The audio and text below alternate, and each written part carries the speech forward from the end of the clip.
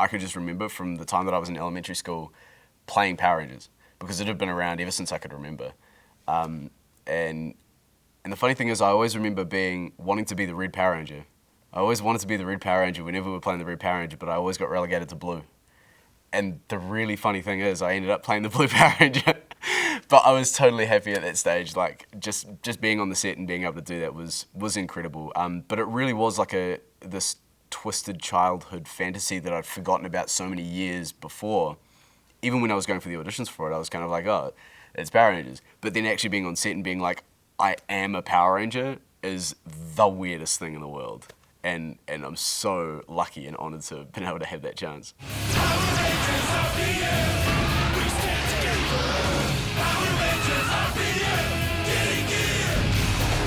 Power Rangers of the year, get in gear. I remember vividly Mighty Morphin Power Rangers. The song, for starters, is something that whenever you bring it up with somebody, they hum immediately. And so I knew what an icon it would be to be a Power Ranger and be part of that world.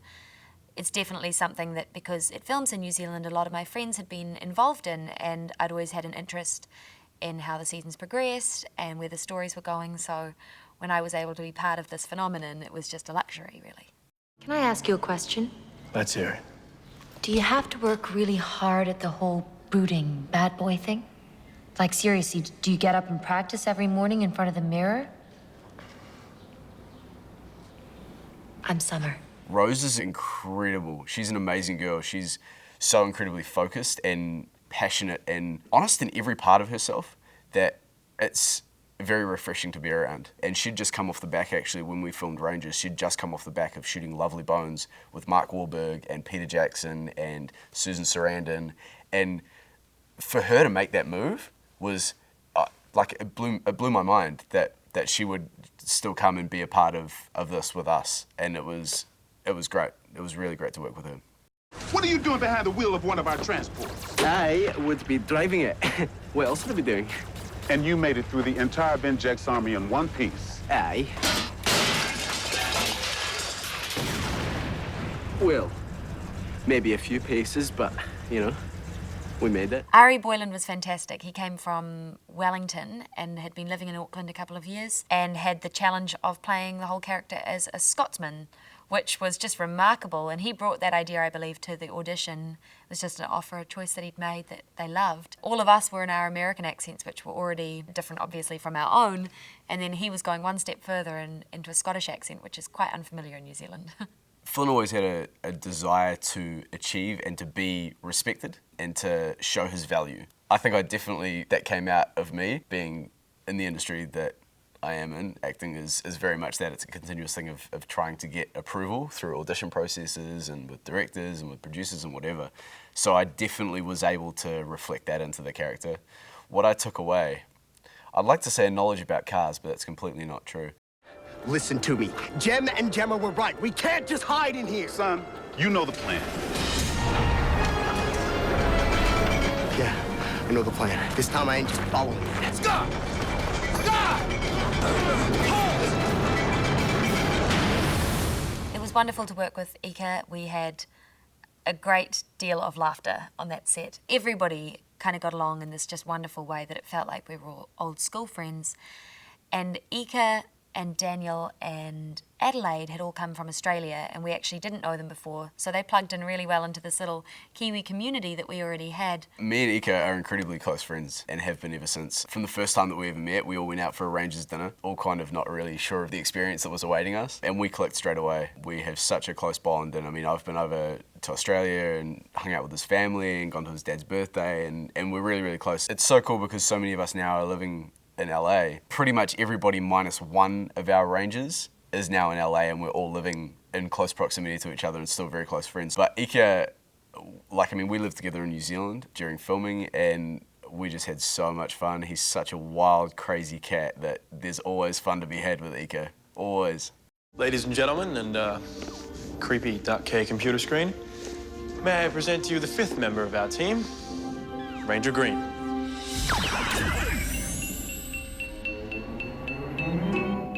No way. How? And why?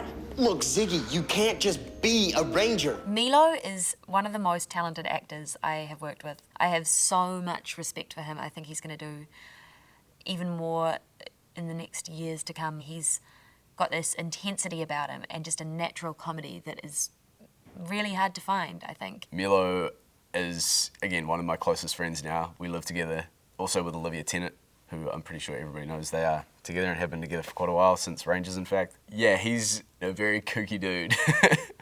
I love Milo.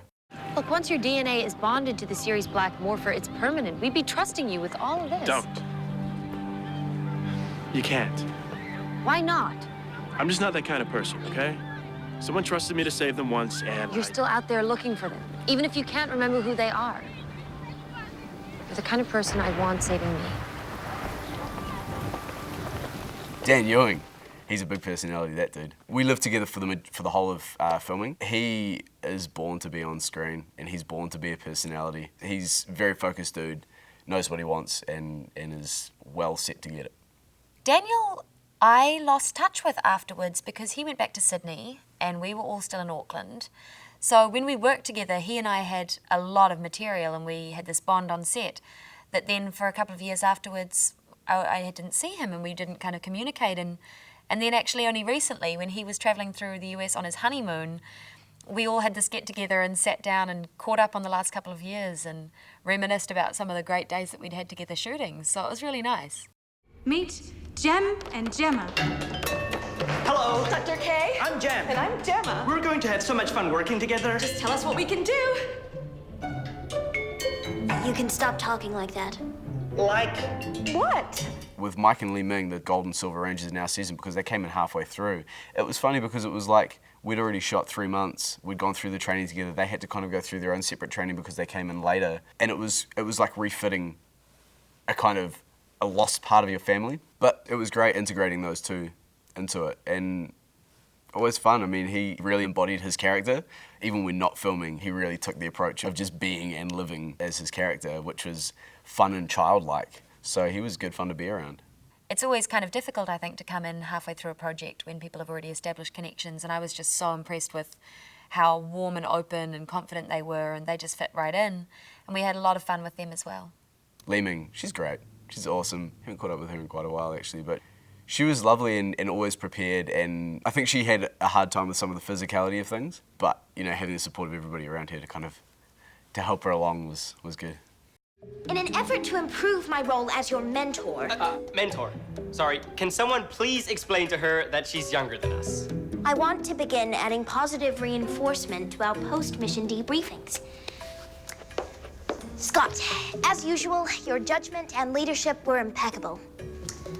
Summer, you served admirably as leader in Scott's brief absence, and I love those shoes. I had initially worked with Olivia, who plays Dr. K, when I was 12, I think. She was on a film that I was on with her brother, and then 3 years later, we all worked together on another television series, and this was the first time that we were all employed for a long amount of time all together, and it just felt like an extended summer camp.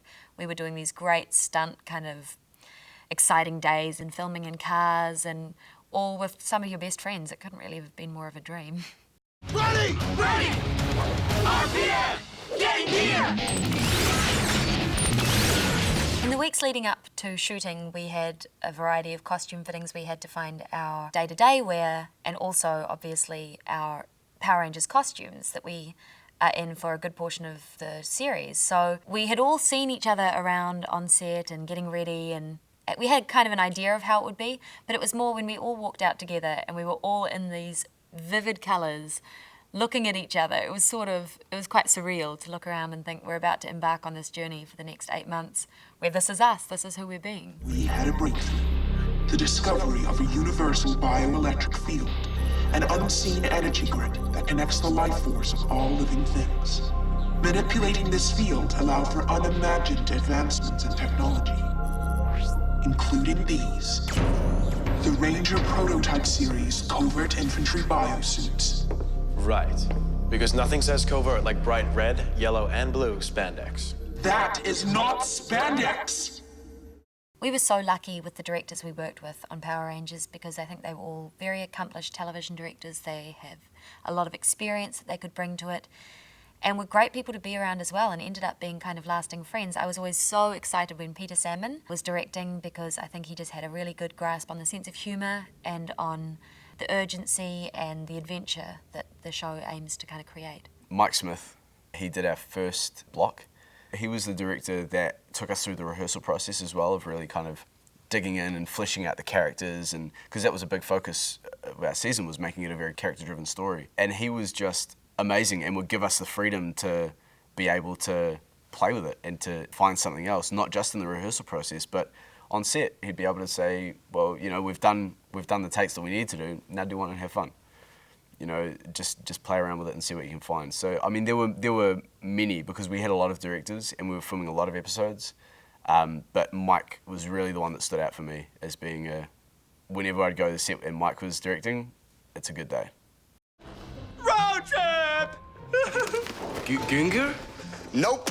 Go Onger. Project Go Onger. The ground outdoor operational networked general purpose explorational rover. One of the most challenging things that ended up being a really positive memory was when we filmed all inside an RV. And filming all inside an RV with hot lights and 5 actors that knew each other very well and weren't afraid to say what they thought, and in a very small cabin feverish space for a good full day, was definitely very challenging. And I think actually somebody was sick. I feel like maybe Milo had a tummy ache. Somebody had something wrong and everyone was very grouchy and we had to really pull together. But it was one of those things where by the end of the day, we were just in hysterics. Like, all you could do was laugh. We were kind of up against the weather, up against the clock, and we were just fortunate to have a group of people that could see the humour in the difficult circumstances. And I remember that actually being one of the most standout sort of days because we'd shared this experience together that was quite challenging. RPM! Getting gear! I remember saying to myself probably when I was about 16, for some reason I thought that I would consider myself successful if I had an action figure. And that day came very soon, soon after that. It was cool. I mean, we got given a whole bunch of them and to just be able to kind of go, this is me. It was pretty cool. It's great.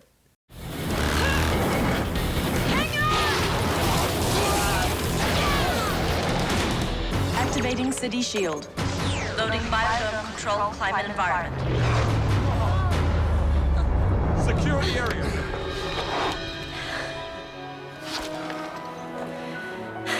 See?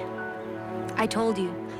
My parents are always adorable about the work that I've done. They like to watch it with the family, and we all got together and watched some of Power Rangers, and it was very exciting to be able to show them something that I knew at a later stage I'd be able to show my kids, and it's something that my niece and nephew are already kind of able to be exposed to, and it's just great to be working on a project that has such family appeal. And yeah, seeing yourself on screen is always a little bit confronting, but it's certainly a project that, because of the laughter and the fun times that we all had on it, brought back a lot of memories. The funny thing is, I never really turned on a TV to see an episode of Power Rangers living in New Zealand because we didn't have it played. So for us, it was the perfect crime. We'd go dance around in spandex all day long, go home, and no one would know a thing. But then the funny thing was, after our season, I went to New York to study for a summer at a theatre school, and I came home one day, I just had a day at school, turned on the TV, and my face is on TV in the US. And it was the most surreal feeling because I'd never seen it, and I just forget about it because it's not in my face every day and don't have to deal with it. And then all of a sudden it's like, I'm on TV in front of about 350 million people. Cool. So yeah, the first time I ever saw Power Rangers was in the United States. Series operators, I'll need your morphers.